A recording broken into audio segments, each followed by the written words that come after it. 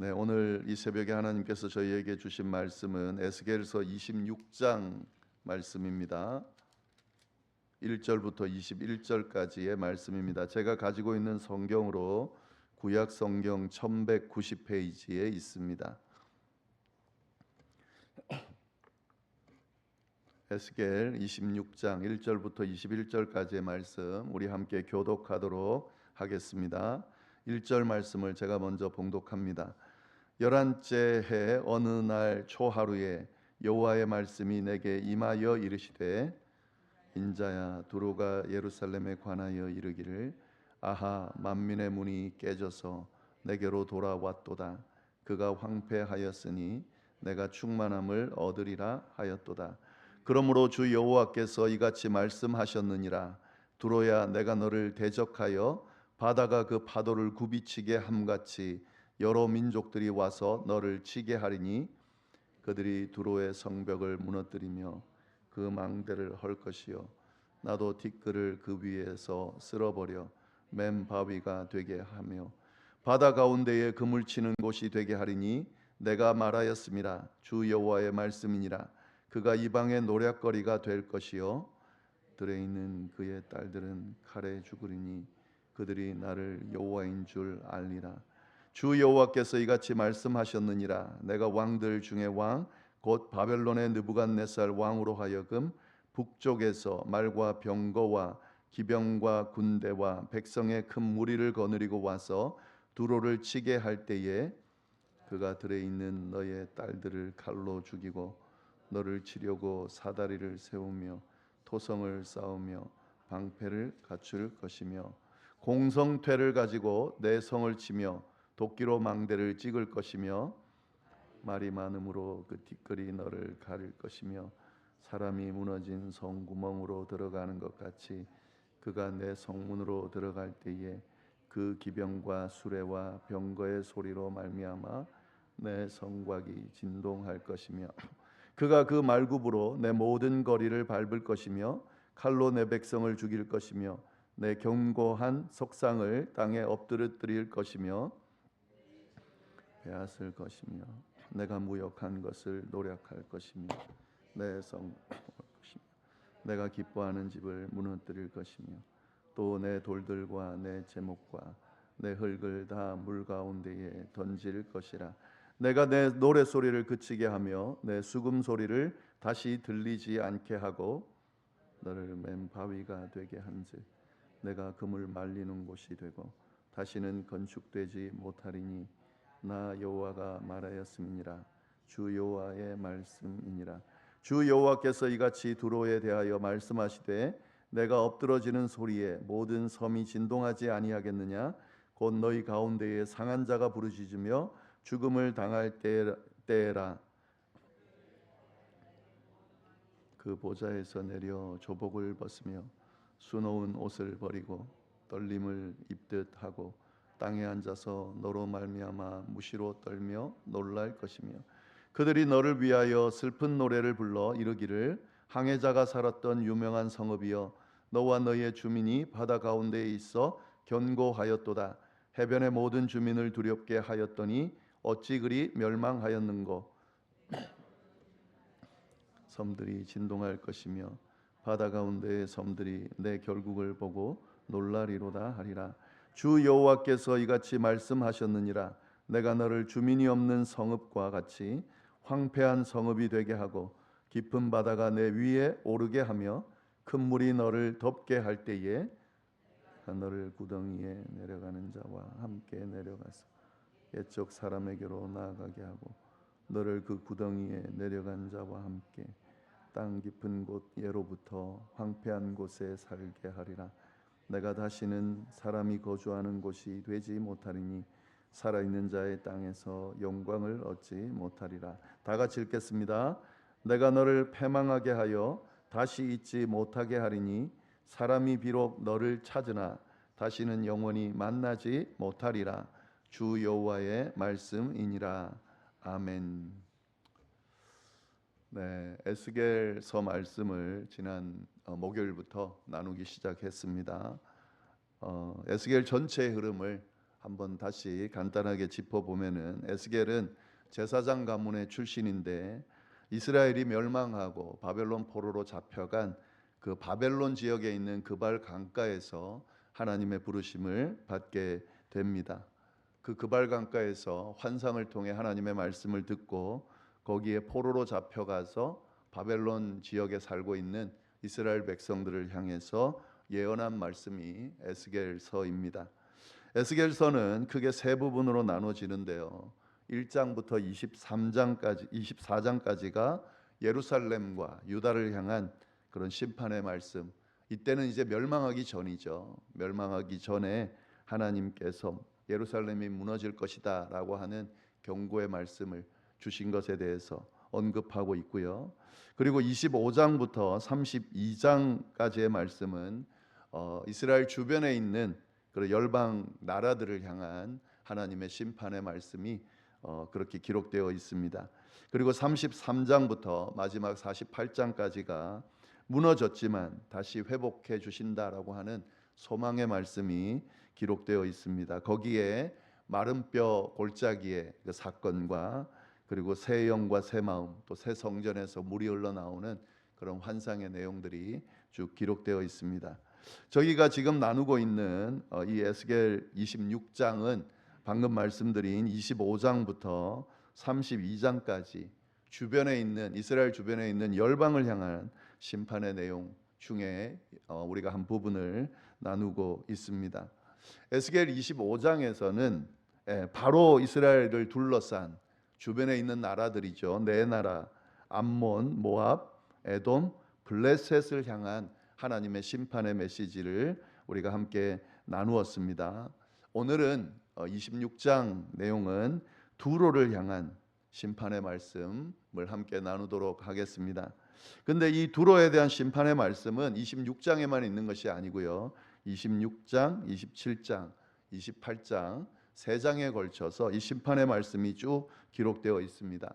한 장에 네 나라, 25장 한 장에 암몬, 모압, 에돔, 블레셋 그 심판의 메시지가 있었는데 한 나라에 대해서 세 장에 걸쳐서 그렇게 이야기하고 있다는 것은 그만큼 중요한 메시지다라는 것을 우리가 알 수 있는데요.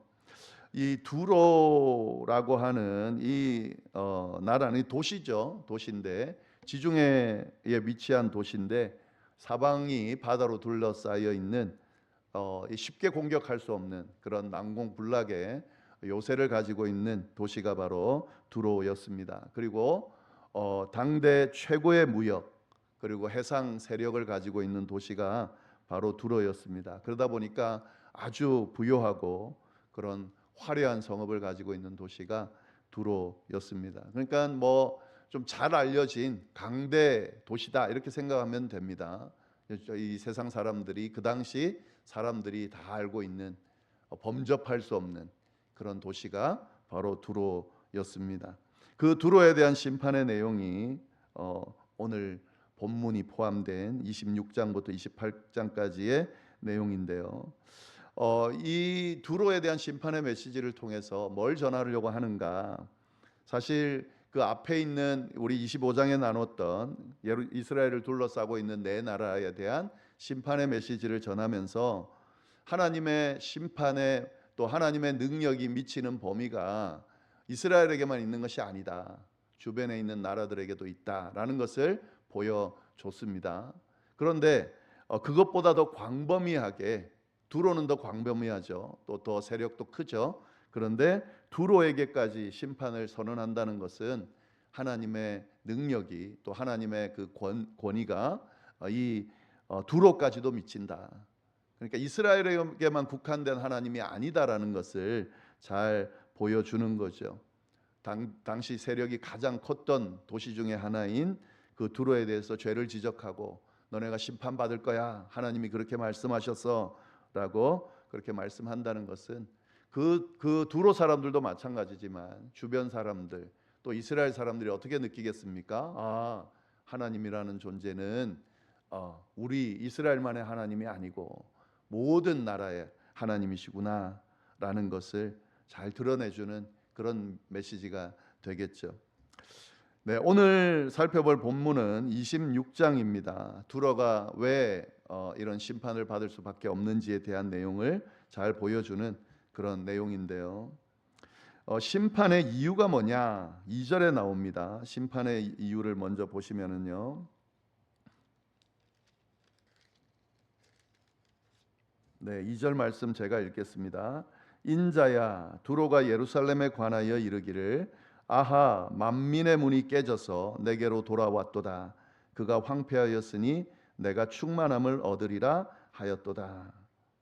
이 무슨 말이냐면 예루살렘에 관하여 이르기를, 이 말은 예루살렘이 이제 멸망할 때를 이야기하는 겁니다. 그때 그 멸망하는 모습을 보고 만민의 문이 깨져서 내게로 돌아왔다.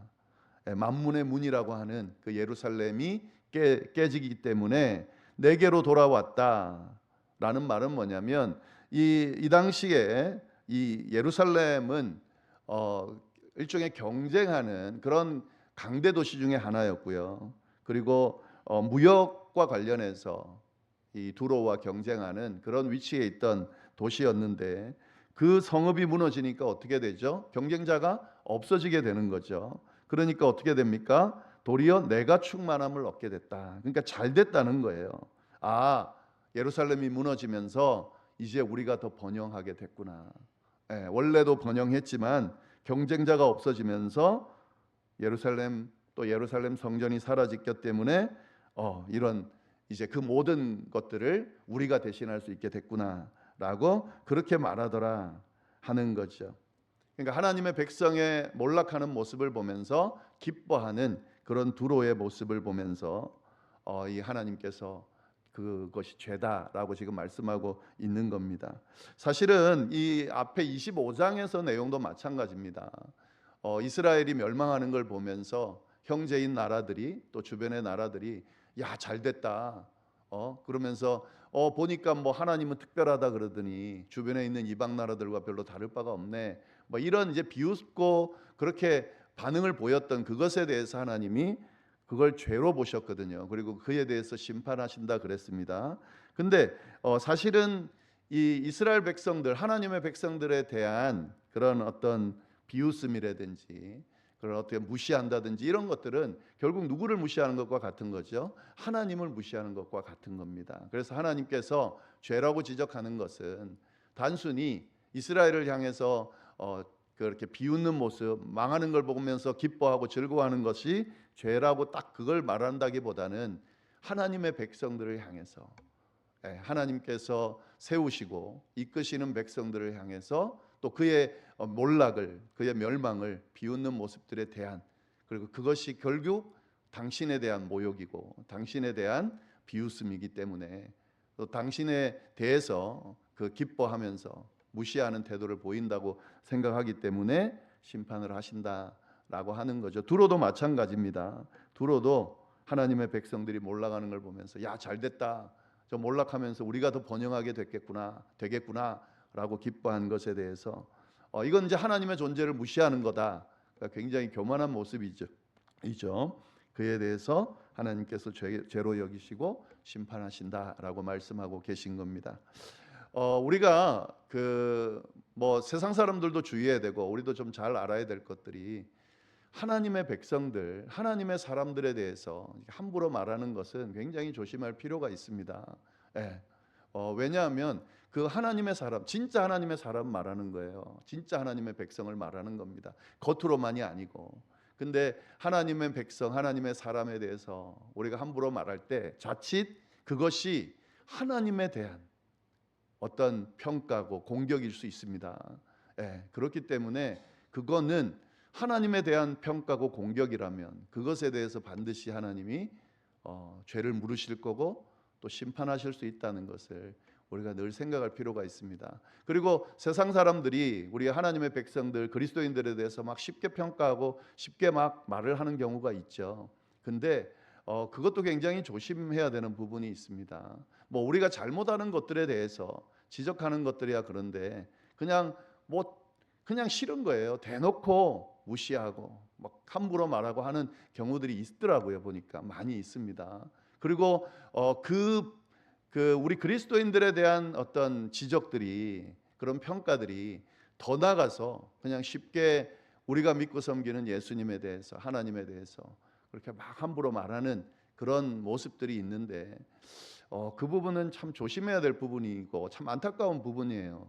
제가 그런 모습들을 볼 때마다 이 영혼들을 하나님 좀 불쌍히 여겨 달라고, 자신들이 뭘 이야기하는지 지금 모르고 있다고 그렇게 좀 기도를 하게 되는데요. 네, 이게 지금 오늘 말씀을 통해서 우리가 깨달을 수 있는 부분이 바로 이 부분입니다. 별거 아닌 것 같지만 사실은 하나님의 백성들에 대한 그 비웃음이나 그 어떤 몰락에 대해서 즐거워하는 것은 하나님을 그렇게 생각하고 대하는 것과 같다라고 하는 것을 우리가 이 말씀을 통해서 좀 잘 깨달을 수 있으면 좋겠습니다. 자, 그러면 어떤 심판을 하시는가? 3절부터 6절까지의 내용이 쭉 이제 그 심판의 내용인데요. 한번 제가 쭉 읽어 보겠습니다. 그러므로 그들이 이런 죄를 지었으므로 주 여호와께서 이같이 말씀하셨느니라. 두로야, 내가 너를 대적하여 바다가 그 파도를 굽이치게 함같이 여러 민족들이 와서 너를 치게 할 것이다. 바다가 파도를 일으키듯이 많은 나라들을 일으켜 두로를 치게 될 것이다 라고 지금 심판의 내용을 이야기를 하는 겁니다. 그리고 그들이 두로의 성벽을 무너뜨려 그 망대를 헐 것이요 나도 티끌을 그 위에서 쓸어버려 맨바위가 되게 할 것이다. 난공불락의 성읍을 가지고 있다고 하는 그 두로의 성벽을 어떻게 한다고요? 무너뜨리고 망대를 헐어버릴 거고, 티끌을 그 위에서 쓸어버려서 바위가 맨바위, 그러니까 민둥민둥한 바위가 되게 할 것이다 라고 하는 겁니다. 그리고 바다 가운데에 금을 치는 곳이 되게 하리니 내가 말하였음이라 주 여호와의 말씀이니라. 그가 이방의 노략거리가 될 것이다.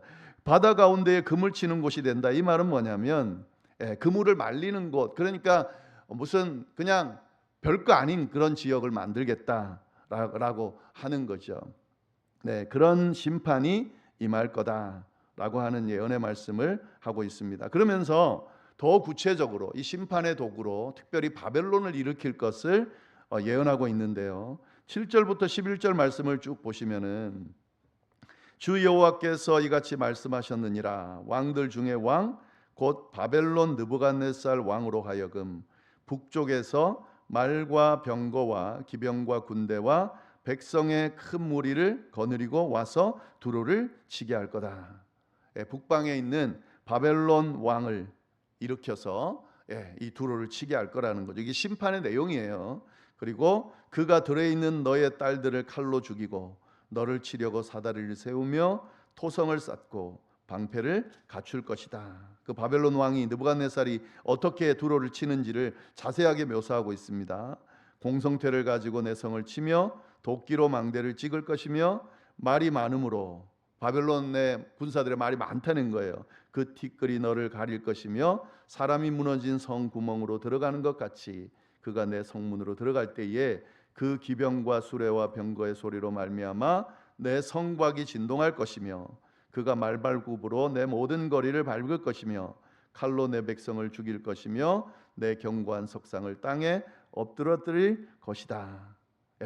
그리고 이렇게 바벨론이 침략에 와서 완전히 파괴될 것이다 라는 내용을 계속 이어서 이야기하고 있습니다. 내 재물을 빼앗을 것이고 내가 무역한 것을 노략할 것이고 내 성을 헐 것이고 내가 기뻐하는 집을 무너뜨릴 것이고 내 돌들과 내 제목과 내 흙을 다 물 가운데에 던질 것이라.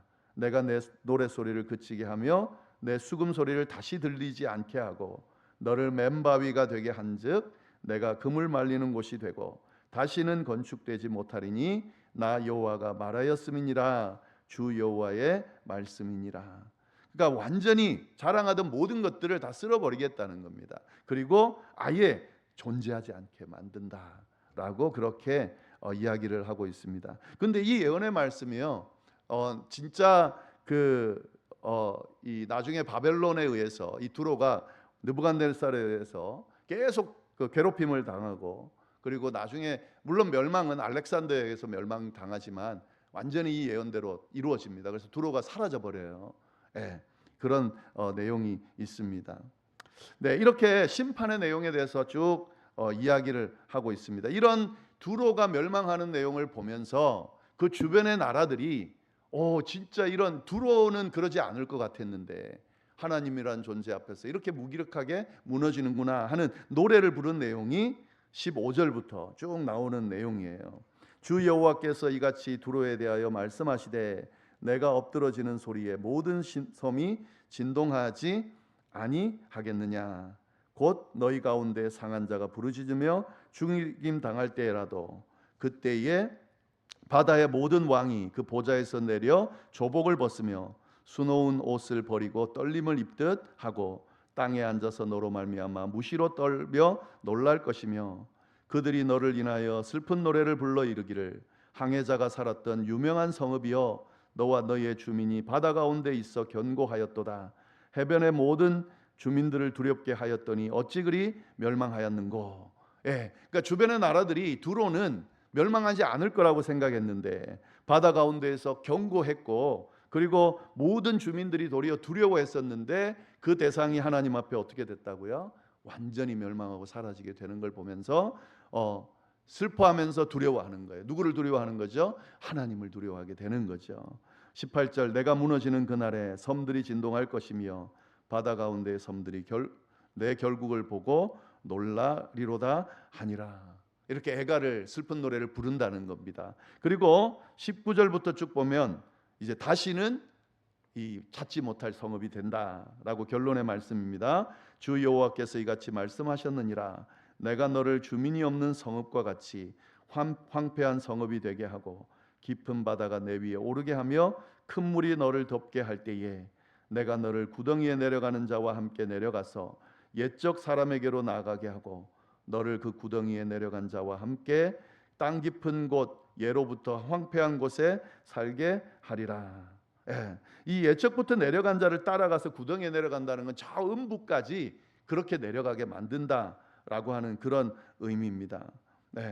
그래서 살아있는 자의 땅에서 영광을 얻지 못하리라. 마지막에 내가 너를 패망하게 하여 다시 잊지 못하게 하리니 사람이 비록 너를 찾으나 다시는 영원히 만나지 못하리라. 주 여호와의 말씀이니라. 겉으로 보기에는 세상 사람들이 부러워하고 견고하다고 생각하는 그 성읍이 하나님께 범죄함으로 한순간에 사라지게 되는 이 예언의 말씀을 통해서 하나님의 존재가 어떤 존재인지를 다시 한번 드러내고 있고요. 그리고 하나님 앞에서 교만하다고 마치 신이라도 된 것처럼 하는 사람들의 하는 나라들의 말로가 어떻게 되는지를 잘 보여주고 있습니다. 그리고 이 말씀을 통해서 우리가 의지할 대상이 누군가, 이 세상에 있는 견고해 보이는 것들은 하나님 앞에서 사실 아무것도 아닙니다.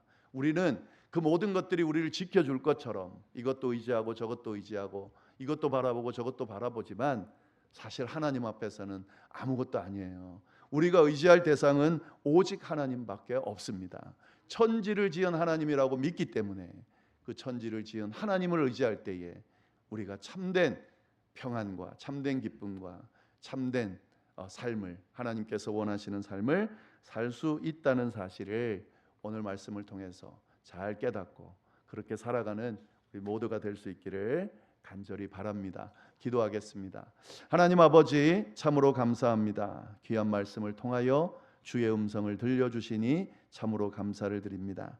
주신 말씀을 통해서 하나님이 어떤 분이신지, 또 우리가 의지할 대상이 어떤 분이신지 명확히 알려주셔서 참으로 감사합니다. 허탄한 것들에 눈 돌리지 않고 우리에게 온전한 의지의 대상이 되지 않는 것들에 시선 돌리지 않으며 오직 하나님만 의지하고 주만 따르는 그런 복된 믿음의 삶이 다 될 수 있도록 주여 역사하여 주옵소서. 이어서 드리는 개인의 기도와 중보 기도 위에도 함께하여 주시기를 간절히 바라고 살아계신 예수님의 이름으로 기도드립니다. 아멘.